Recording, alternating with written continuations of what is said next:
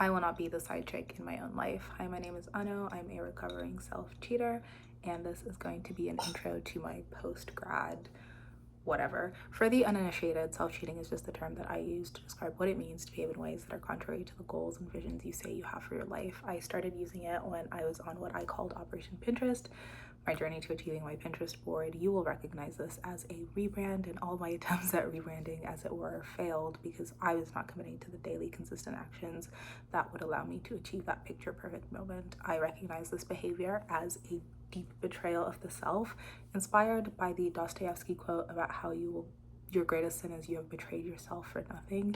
Something that has really called me out ever since I read it. And I've just been on a journey to develop a framework to allow me to heal from self-cheating or self-abandonment and ultimately achieve those picture perfect moments slash my rebrand Operation Pinterest.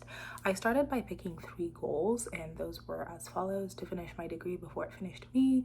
Did that, graduated 2 weeks ago. To really commit to my fitness goals, so I had a trainer, strength training, eating right, calorie deficit, protein, fiber, steps, water, the whole shebang. And then the third one being to complete the Artist Way, a 12-week program that's supposed to help you get in touch with your creativity, since I say that I want to write and I'm very scared to do it, so I never write a word. Had to get on that. I just started the Artist Way for the 5th and hopefully final time today, so I will be documenting that.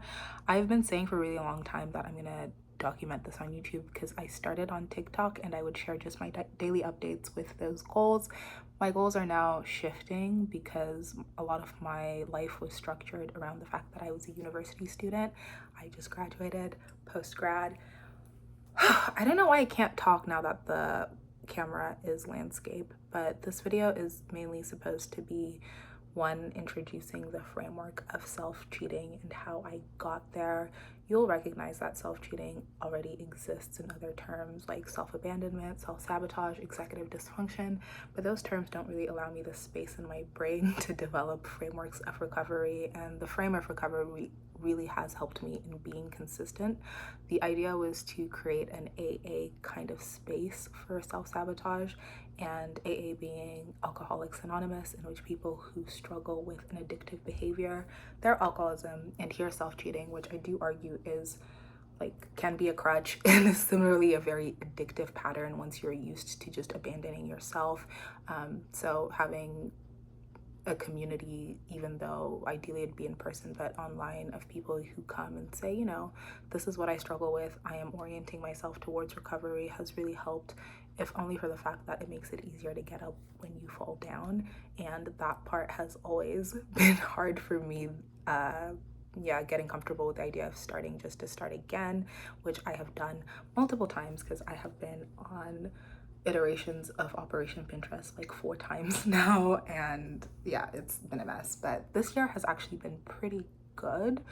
I thought that I would talk about my next phase of goals and how I'm thinking about that right now.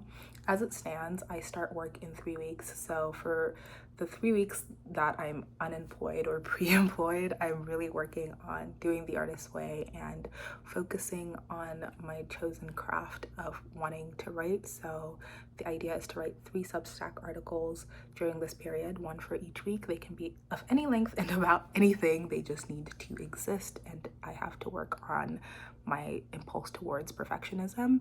I'm also going to start filming on here how the whole recovering self-cheating thing is going. I have a recovering self-cheating reading club in which we've read Emma Greed's Start With Yourself. We're meeting about it in a couple of days, and then we're going to start Crime and Punishment by Dostoevsky, since that's the book that really inspired this whole thing, and that will be for June and July because it's quite a thick text. My copy just came in, so I'm excited about that, and I think this channel is going to be more about the reading and my reflections on the reading than anything else. Initially, I thought I would vlog, but it's really too much work. Yeah, I don't know. I find that it's very easy for me to abandon the things that only benefit me. So for example, a very simple goal oh, I need to go to the gym more because I want to be toned, would be so easy for me to make excuses to just not go to the gym because no one stands to lose from that. Whereas something that I think is harder to do on paper, starting a nonprofit, which I did, and running a nonprofit, which I do, was much easier for me to be oriented towards action because I knew that other people stood to benefit or lose based on my actions. And I think that just means to say that I don't really prioritize myself in the way that I would other people, and that's something that I'm trying to recover from and documenting on here, hence the recovering self-cheating frame.